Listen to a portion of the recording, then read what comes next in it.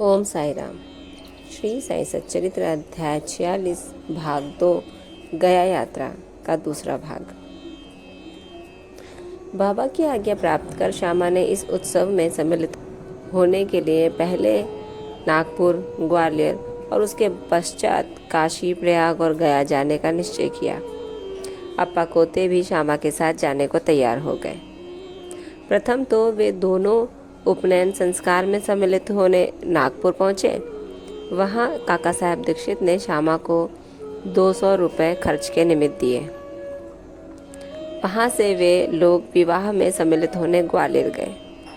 वहां नाना साहब चांदोकर ने 100 रुपये और उनके संबंधी श्री जठार ने भी 100 रुपये श्यामा को भेंट किए। फिर श्यामा काशी पहुंचे, जहां श्री जठार ने लक्ष्मी नारायण जी के भव्य मंदिर में उनका उत्तम स्वागत किया। अयोध्या में जठार के व्यवस्थापक ने भी श्यामा का अच्छा स्वागत किया। श्यामा और कोते अयोध्या में 21 दिन तथा काशी, बनारस में 2 मास ठहर कर फिर गया को रवाना हो गए। गया में प्लेग फैलने का समाचार रेलगाड़ी में सुनकर इन लोगों को थोड़ी चिंता सी होने लगी। फिर भी रात्रि को वे गया स्टेशन पर उतरे और एक धर्मशाला में जाकर ठहरे। प्रातःकाल गया वाला पुजारी अर्थात पंडा, जो यात्रियों के ठहरने और भोजन की व्यवस्था किया करता था, आया और कहने लगा कि सब यात्री तो प्रस्थान कर चुके हैं, इसीलिए अब आप भी शीघ्रता करें। श्यामा ने सहज ही उससे पूछा कि क्या गया में प्लेग फैला है। तब पुजारी ने कहा कि नहीं, आप निर्विघ्न मेरे यहाँ पधार कर वस्तु स्थिति का स्वयं अवलोकन कर लें। तब वे उसके साथ उसके मकान पर पहुँचे। उसका मकान क्या, एक विशाल भवन था, जिसमें पर्याप्त यात्री विश्राम पा सकते थे। श्यामा को भी उसी स्थान पर ठहराया गया, जो उन्हें अत्यंत प्रिय लगा। बाबा का एक बड़ा चित्र, जो कि मकान के अग्रिम भाग में ठीक मध्य में लगा था, देखकर वे अति प्रसन्न हो गए। उनका हृदय भर आया और उन्हें बाबा के शब्दों की स्मृति हो आई कि मैं काशी और प्रयाग निकल जाने के पश्चात श्यामा से आगे ही पहुंच जाऊंगा। श्यामा की आंखों से अश्रुओं की धारा बहने लगी और उनके शरीर में रोमांच हो आया तथा कंठ रुंध गया और रोते रोते उनकी खिग्गियाँ बंद गई। पुजारी ने श्यामा की जो ऐसी स्थिति देखी तो उसने सोचा कि यह व्यक्ति प्लेग की सूचना से भयभीत होकर रुदन कर रहा है, परंतु श्यामा ने उसकी कल्पना के विपरीत ही प्रश्न किया कि यह बाबा का चित्र तुम्हें कहाँ से मिला।